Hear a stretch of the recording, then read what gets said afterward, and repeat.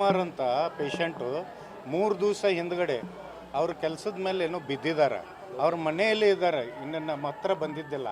ಅವ್ರು ನಿನ್ನೆ O P ಡಿಗೆ ಕ್ಯಾಜುಯಾಲಿಟಿಗೆ ಬಂದಾಗ ಎಲ್ಲ ಚೆಕಪ್ ಮಾಡಿದ್ದೀವಿ, ಎಲ್ಲ ಇನ್ವೆಸ್ಟಿಗೇಷನ್ಸ್ ಕಳಿಸಿದ್ದೀವಿ. ಅವರು ಐ ಥಿಂಕ್ ಇದು ವಿಡ್ರಾವಲ್ನಲ್ಲಿ ಇದ್ದರು. ಅವರು ತುಂಬ ಡ್ರಿಂಕ್ ಮಾಡ್ತಿದ್ರು ಕಾಣಿಸುತ್ತೆ. ವಿಡ್ರಾವಲ್ ಹೋಗಿ ಫುಲ್ ಟ್ರೆಮರ್ಸ್ ಅದಾಗಿ ಇಲ್ಲಿ ಒ ಪಿ ಡಿ ಕ್ಯಾಜುಯಾಲಿಟಿಯಲ್ಲಿ ಕೊಲ್ಯಾಪ್ಸ್ ಆದ್ರು ಅವರು. ಅದಕ್ಕೆ ನಮ್ಮ ಡಾಕ್ಟರ್ಸ್ ಎಲ್ಲ ಅವರಿಗೆಲ್ಲ ರಿವೈವ್ ಮಾಡಿದರು. ಅವ್ರಿಗೆ ಮಲ್ಟಿಪಲ್ ಫ್ರ್ಯಾಕ್ಚರ್ ಇದ್ದುಕೊಂಡು 3 ದಿವಸದಿಂದ ಮನೆಯಲ್ಲಿ ಇದ್ದಾರೆ.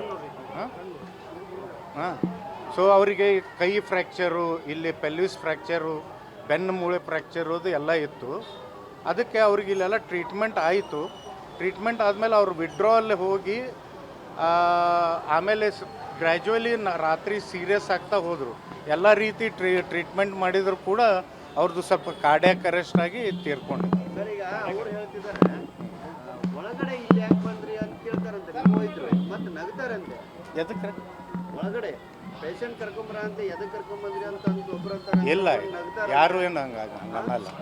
ಅಡ್ಮಿಟ್ ಮಾಡಿದ ಮೇಲೆ ಎಲ್ಲ ನೋಡಿದಾರೆ. ಕೇಸ್ ಪೇಪರು ಈಗ ಅಗಳಿತ್ತ ಎಲ್ಲರಿಗೂ ತೋರಿಸ್ಬಿಟ್ಟಿದ್ದೇವೆ ನಾವು. 7 ಜನ ನೈಟ್ ಡ್ಯೂಟಿಯಲ್ಲಿ ಇದ್ರು, ಯಾರು ಕೂಡ ತಪಾಸಣೆ ಮಾಡಿಲ್ಲ ಅಂತ ಹೇಳಿ. ಇಲ್ಲ, ಎಲ್ಲ ಡೀಟೇಲ್ಸ್ ಇದೆ ನಿಮ್ಗೆ ಕೇಸ್ ಪೇಪರಲ್ಲಿ, ಎಲ್ಲ ಡೀಟೇಲ್ಸ್ ಎಲ್ಲ ನೋಡಿದ್ದಾರೆ, ಎಲ್ಲ ಮಾಡಿದ್ದಾರೆ. ಅವ್ರು ತುಂಬ ಡ್ರಿಂಕ್ಸ್ ಅದು ಮಾಡ್ತಿದ್ರು. ಅವ್ರು ವಿಡ್ರಾವಲಲ್ಲಿ ಹೋಗಿದ್ದಾರೆ.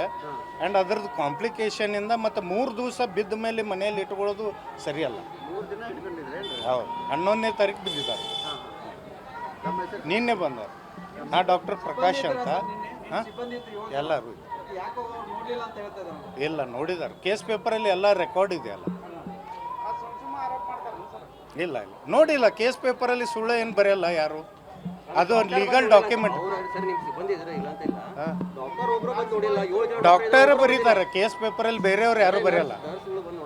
ಇಲ್ಲ ಇಲ್ಲ, ಅಲ್ಲಿ ಎಲ್ಲ ಡೀಟೇಲ್ಸ್ ಇದೆ ನಿಮಗೆ, ಎಲ್ಲ ಪದೇ ಪದೇ ಈ ರೀತಿ ಬಿಲ್ಸ್ ಮೇಲೆ ಪ್ರಕರಣಗಳು ಅಂದ್ರೆ ಆರೋಪಗಳು ಕೇಳಿ ಬರ್ತಾ ಇದೆ. ನಿನ್ನೆ ಕೂಡ ಇಲ್ಲ ನೋಡಿ, ಕೆಲವೊಂದು ಕೇಸು ತುಂಬ ಸೀರಿಯಸ್ ಆಗಿ ಬರ್ತಾವೆ ಎಂಡ್ ಸ್ಟೇಜಲ್ಲಿ. ಅವಾಗ ಏನು ಮಾಡಲಿಕ್ಕಾಗಲ್ಲ. ಬಟ್ ಇವು ಎಲ್ಲ ನಾವು ಎಷ್ಟಾಗುತ್ತೆ ಅಷ್ಟೆಲ್ಲ ಟ್ರೀಟ್ಮೆಂಟ್ ಮಾಡಿದ್ವಿ.